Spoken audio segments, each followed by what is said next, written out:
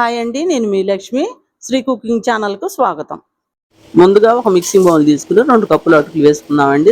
దాన్ని 2 సార్లు క్లీన్ చేసేసుకుని శుభ్రంగా నీళ్ళన్నీ వంపేసేసుకుని అటుకులు మునిగే వరకు నీళ్లు పోసుకుని ఒక పావు గంట పక్కన పెట్టేసుకున్నామండి.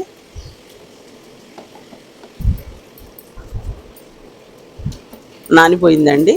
దాన్ని చేత్తోనే బాగా నలుపుకోవాలి, లేకపోతే స్మాషర్ పెట్టైనా నలుపుకోవచ్చు.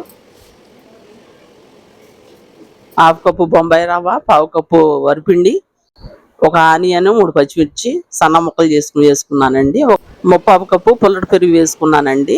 దాంట్లో రుచికి సరిపడా ఉప్పు, జీలకర్ర వేసుకుని కలుపుకోవాలి. కొంచెం వాటర్ కూడా వేసుకుని కలుపుకోవాలండి. మరీ లూజుగా కలుపుకోవద్దు. ఈ ఉప్మా రవ్వ వేసిన తర్వాత ఏమి నానక్కర్లేదండి. మనకి నూనె కాగేటప్పటికి ఇది నానిపోతుంది.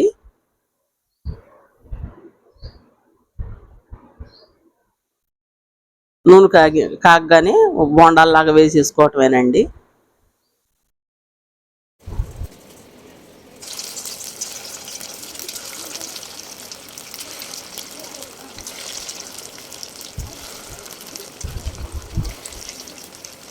అవి వేసేసుకున్న తర్వాత గోల్డెన్ బ్రౌన్ కలర్ వచ్చే వరకు వేపుకుని తీసేసుకోవటమేనండి. అస్సలు నూనె పీల్చదండి, ఒకసారి ట్రై చేయండి. గోల్డెన్ బ్రౌన్ కలర్ వచ్చిందండి, ఇది తీసేసుకుందాం వాటిని. ఇది ఎర్రకారంతోనైనా నంచుకోవచ్చండి, లేకపోతే టమాటా పచ్చడైనా, ఇది ఏదైనా నంచుకోవచ్చు. చాలా టేస్టీగా ఉంటుందండి. మీకు నచ్చినట్లయితే లైక్ చేయండి, షేర్ చేయండి, సబ్స్క్రైబ్ చేసుకోండి. Thank you.